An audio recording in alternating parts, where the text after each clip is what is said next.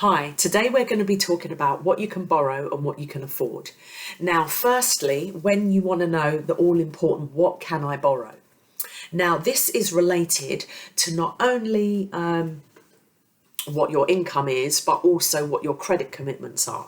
So what I mean by that is, do you have a large credit balance? Do you have a car loan? Do you have unsecured loans, sort of personal loans, not just for a car, but for any reason really? Those are all taken into account. So they'd start off, for example, say you're on £25,000 and you've got £5,000 worth of debt. Now, most ratios, they'll look at probably four times or 4.5 times. So it will be 4.5 times the 20,000, not the 25,000, which would give you 90k in that example. But then on top of that, which they don't tell you in the background, they look at the size of your deposit. They'll look at the term that it's going on. So if you're doing like a 25-year term or a 30-year term, then they know you're going to be able to pay it back because you've got more time, so they might lend you a little bit more, and then other things, but if it's less, then they might lend you a little bit less. So it isn't set on, in this example, the 90,000. They will take your deposit size into account, the term of the mortgage into account, and also what they call a stress test. Now, what a stress test is, based on the interest rate. So if, for example, if the Bank of England interest rate was 2%, they would then say, okay, what's the most it's going to go up?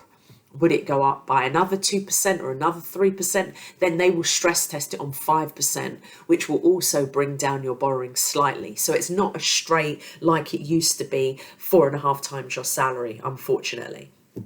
So that's how you would look at what you can afford to borrow. The next thing to look at is what you can afford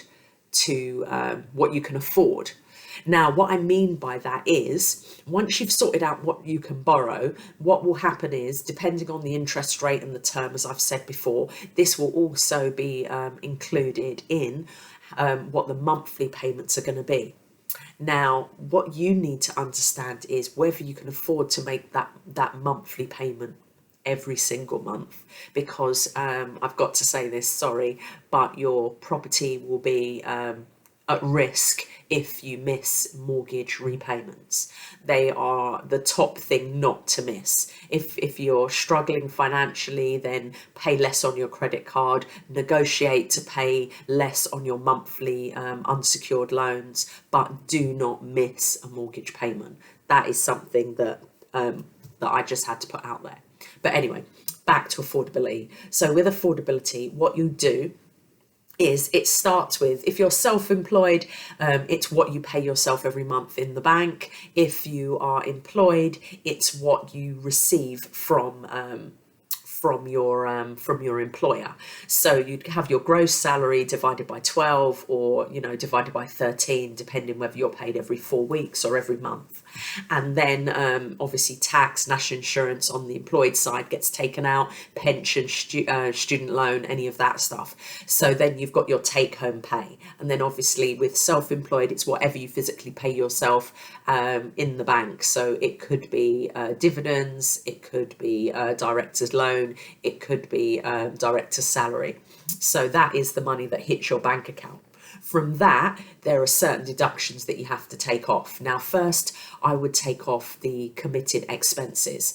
So when you're looking at your committed expenses, that would be all your direct debits. And once you've looked at all your direct debits, then you have to look at any other committed expenses, any standard orders, things like that.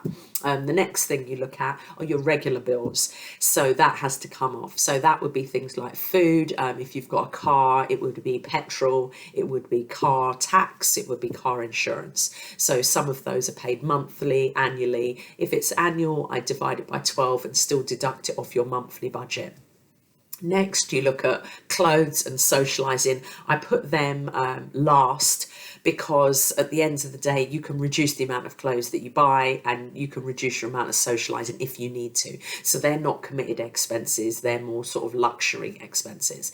Then the next thing to look at are all the bills that you don't actually pay yet because you're a first time buyer. Now, those would include things like, so they're future bills, I like to call them. So they will be your council tax, they will be your gas, there will be your electricity, water, boiler cover. I would recommend that. It really does help if things go wrong in the winter and, you know, you want to call out British Gas or whatever. It can be very expensive to replace a boiler. So make sure you have boiler cover and any other big appliances that tend to go wrong. So that would be, you know, your washing machine, if you want a dishwasher, you know, and then things like that. Then you also, and this will be mandatory for the mortgage, you'll need building insurance. Then the other thing I'd like you to consider are other insurances like life insurance. I mean, you insure your car, so you should really insure yourself. So those are all the deductions that you have to look at. So once all of that has deducted and you just work out if it's annually what the monthly amount is, then you come to what your monthly disposable income is. And once you've got that, that is the amount that has to be able to cover your mortgage. So that is what you can afford means. So when people are talking about what you can borrow and what you can afford, that is why there's such a difference, because one is a lump sum that you're going to use to buy the property, and the other one is the monthly to be in order to pay it back. If you aren't happy with what you can borrow, there are certain things to look at. You can save a little bit more deposit. You can work on reducing your credit, you know, your credit commitments and things like that. So those are the things that you can kind of work on to increase how much you can borrow. The other thing is, when I talked about the stress test, different banks have different stress tests. So when you're looking at a calculator, so you could go online and look at your what you can borrow on on one of the affordability calculators with the bank. I use a system, a database myself, that literally gives me about 30 to 40 different lenders and what they lend, and I can tell you they are all slightly different.